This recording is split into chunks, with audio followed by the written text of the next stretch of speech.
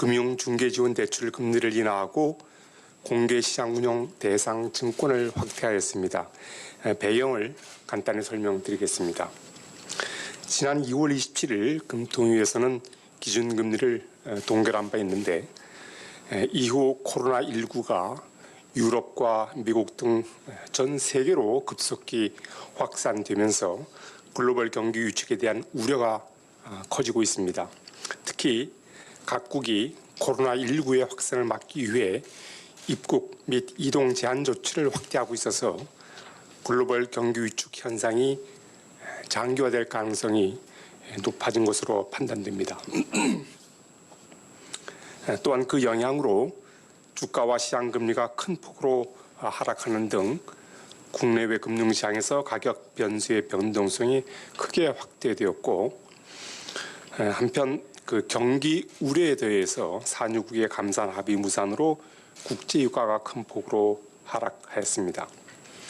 이 같은 국내외 금융 경제 여건 변화에 비춰볼 때 국내 성장과 물가의 하방 리스크가 이전보다는 증대된 것으로 이렇게 판단됩니다.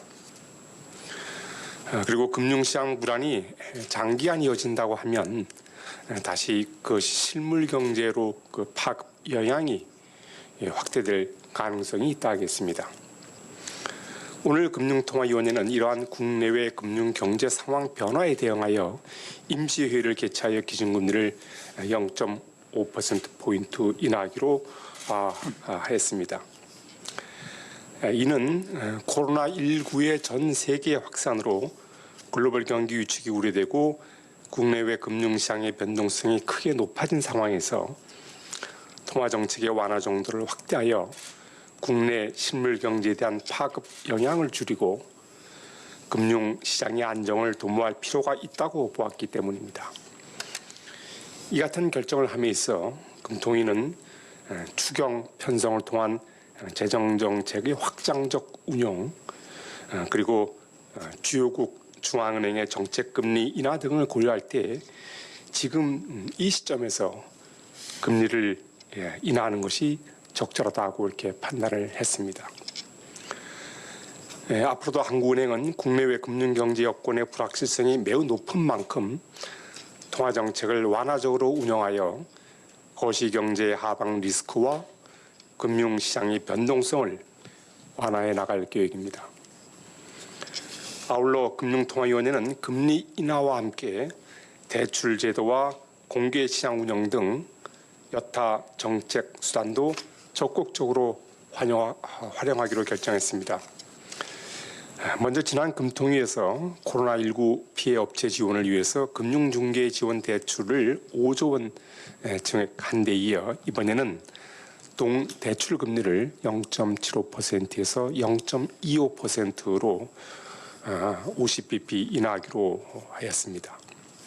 또한 지난주에 한국은행 대출 적격 담보증권의 범위를 확대한 바 있는데 유동성을 앞으로 충분한 수준으로 관리하기 위해서 RP 매입 대상 증권에 산금채 등 특수은행 채권은 물론 일반은행 채권까지 그 모든 은행채를 포함하기로 결정을 했습니다. 한편 이와 같이 통화정책을 보다 완화적으로 운영하게 된 만큼 금융 안정 상황에 미칠 영향을 감안해서 풍부한 유동성이 생산적인 부문으로 유입될 수 있도록 하는 뿐 아니라 정부와 감독기관도 각별한 노력을 기울일 필요가 있다 하겠습니다.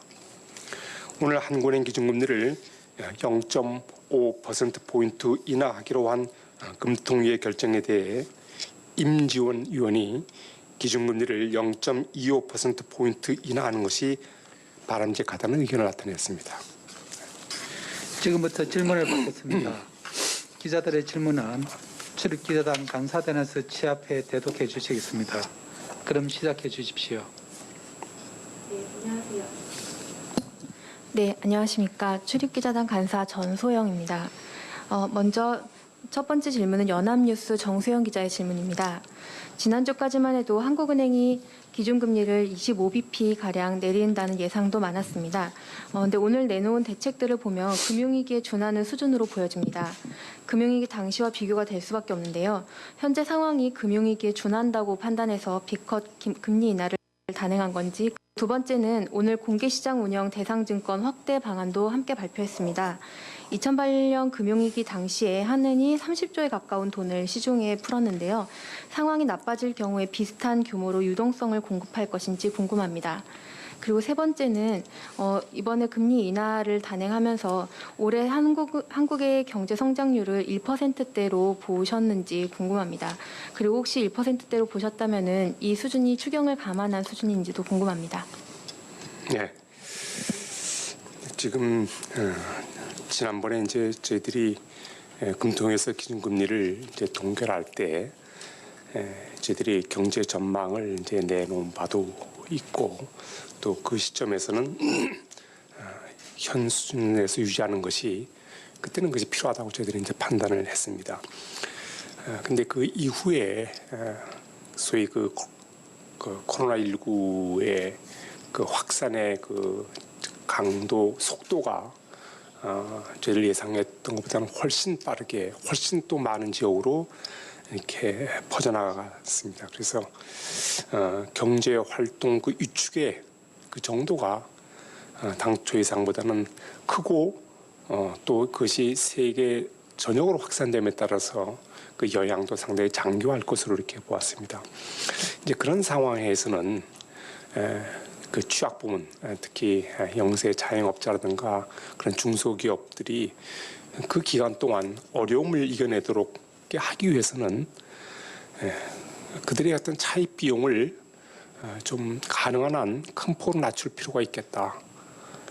그래서 저희들이 좀 보다 이제 좀 적극적으로 대응할 필요가 있다는 판단을 하게 된 거고, 그다음에 이제 페드가 한 며칠 사이에 금리를 이제 거의 150bp 내리지 않았습니까? 그래서 그 제로 금리로 이렇게 아주 상당히 그 빠른 행보를 보였는데, 그리고 또 많은 주요국들의 또 금리 또 인하가 이어졌습니다. 그래서 이런 주요국들, 특히 페드의 큰 폭 인하가 또 이게 한국은행으로 하여금 조금 좀 적극적으로 대응할 수 있는 그런 여지를 제공해 줬다, 이렇게 보시면 되겠습니다.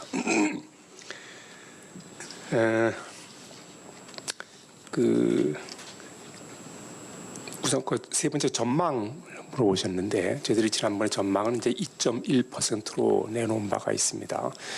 그때는 이제 한 3월쯤이 정점이 되고 그 이후로는 약간 진정되는 그런 시나리오를 가정을 했고, 그다음에 그때는 그 코로나19의 확산 정도를 저희들이 이렇게까지 그 전 세계적으로 빠른 속도로 늘어나주는 그건 사실 예상 외였습니다. 그래서 저희들 그런 걸 감안해 보면 저희들이 그 당초 전망했던 숫자 보다는 낮아지지 않겠느냐, 이제 이런 뭐 당연히 이제 그 수준에는 미치지 못할 것 같고, 지금 현재 근데 그 숫자가 구체적으로 얼마냐고 하는 것은, 지금 현재 전망한다는 것은 현재로서는 크게 뭐 가능하지도 않고 크게 또 의미가 있는 게 아니라고 봅니다.